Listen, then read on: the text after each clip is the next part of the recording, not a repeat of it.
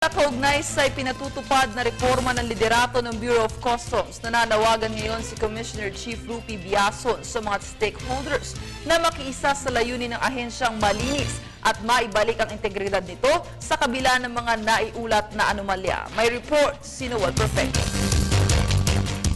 Muling nanawagan si Customs Chief Rupi Biason sa lahat ng mga sektor, partikular ang stakeholders na nagsasagawa ng businesses sa lahat ng puerto sa bansa, na makiisa sa kampanya ng pamahalaan na linisin at tuluyan ng maalis sa mga sindikato na nagpapahirap sa bansa sa pamamagitan ng pagbibigay karagdagang kaalaman sa mga grupo na sobrang kalaban ng bayan.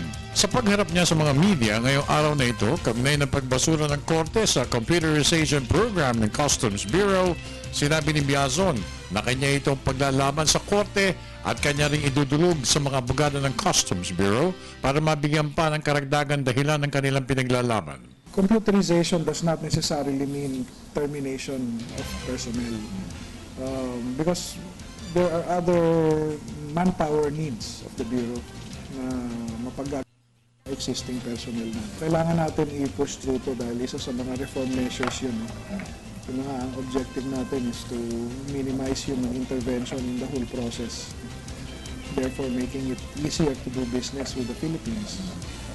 So it's a project that we believe in. Dahil dito muli niyang pinagdiinan na tuloy ang kampanya ng pamahalaan kontra sa mga sindikato sa bansa. Ngayon at mismong si Pangulong Benigno Aquino III ang nasa likuran ng kampanyang magpapaigi sa imahe ng Customs Bureau.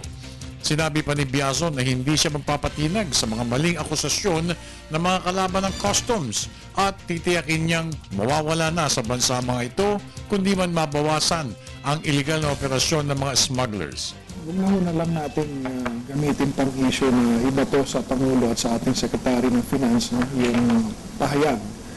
Dahil ang ating tungkulin ngayon ay ipakita na lang sa ating aksyon na hindi nga deserving yung Bureau. Pero dahil yun ang pahayag ng Pangulo, tanggapin na lang natin yun. At pumilos na lang tayo in accordance dun sa kagustuhan niya na malinis ang Bureau of Customs. Nakapanayam rin ng PTB4 ang mga opisyalis ng Aduana Business Club at lahat sila ay nagbigay ng pagsang-ayon sa pinatutupad na pagbabago ng Customs Bureau. Actually, doon pa namin yung gusto mangyari, yung paglinis sa aduana. Yung transacting public masyado nang nasasaktan mulat sa pool. At ang nangyayari sa ngayon, naghahain na kami ng actually 6 talking program to reform para sa aduana. At nagkaroon na kami ng initial na mga pag-uusap tungkol dyan bago pa lang gumaganap ang sauna ni Pinoy. Samantala, bagamat may kaunting paghihinanakit ang BOC o Customs Employees Association sa ilang alituntunin ng pagbabago, sinabi naman ng mga ito na sila'y tatalima at tutulong sa kampanya ng pamahalaan. Kung panawagan niya, let's do it together, let's increase the revenue of the Bureau of Customs, let's fix whatever the defects of the computerization program or the 11-point reform program, then we can do it together. Para sa Telebisyon ng Bayan, ako naman si Noel Perfecto.